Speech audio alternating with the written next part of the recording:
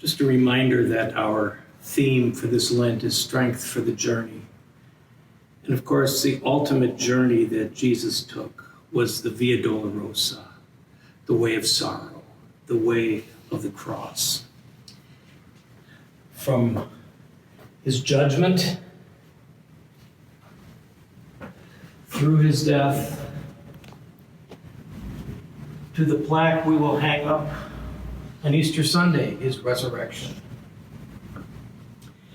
And I want to remind you that these devotions were written out of the experience that I had being in the old city of Jerusalem, walking the way of the cross with pilgrims from New Jersey who were Jewish, Christian, and Muslim. And so the prayers that I made to those who all share the Abrahamic faith, the belief in one God, we all believe in the Creator, I had to pray in a way that people felt included or could understand what a Christian encounters on the way of the cross. And so I just want to revisit some of these devotions. You have them at home, and maybe have you think with me of the situation in which they were written. And I'm going to begin with the third station, where Jesus takes the cross. And here in Dennis Grabowski's depiction, the cross is strong. It comes into view. On the corner of El Wad Road, there is a surge of humanity. Competing groups of pilgrims on the Via Dolorosa converge with merchants carrying their goods and streams of worshipers leaving the mosques and heading for the central bus station and their return to the West Bank villages. The pressing crowds, the cacophony of polylingual voices, the hurrying bodies intimidate. Through the crush, one can hardly see the bas-relief sculpture depicting the first fall of Jesus over the portal of a simple Polish chapel.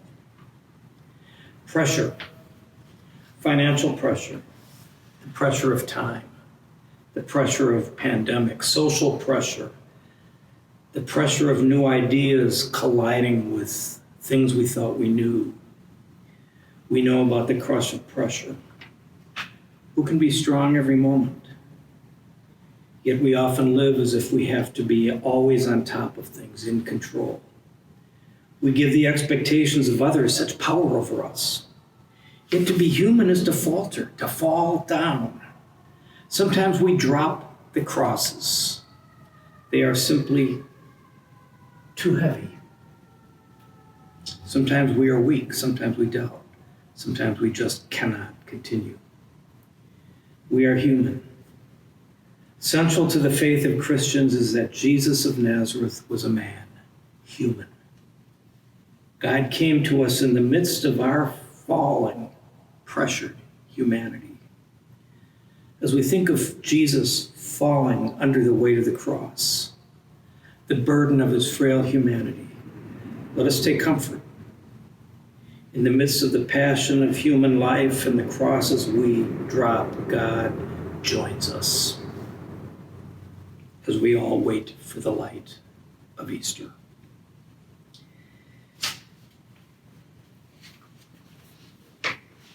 The fifth station,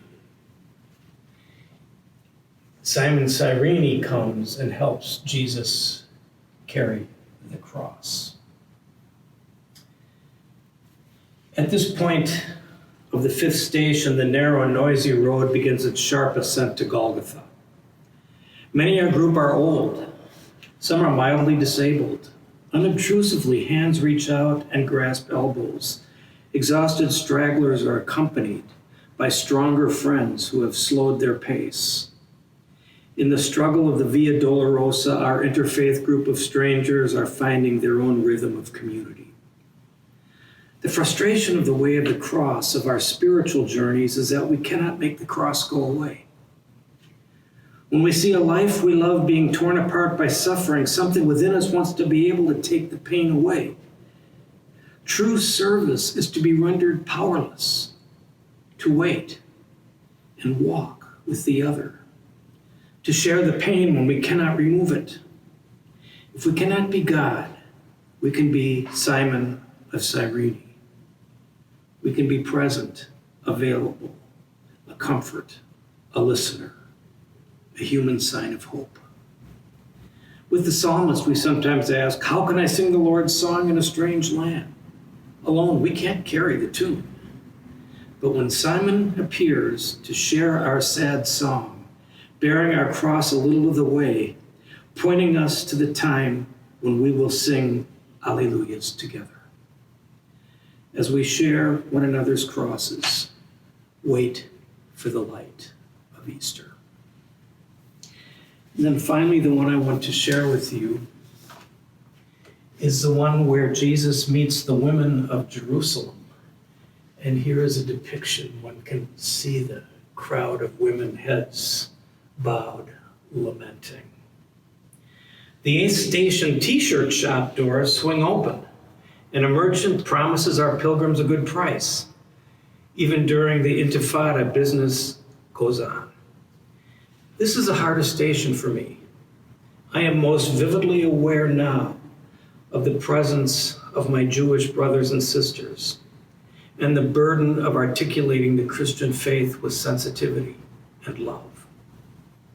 The women of Jerusalem were weeping for one of their own, Jesus, Yeshua, son of Joseph from Nazareth.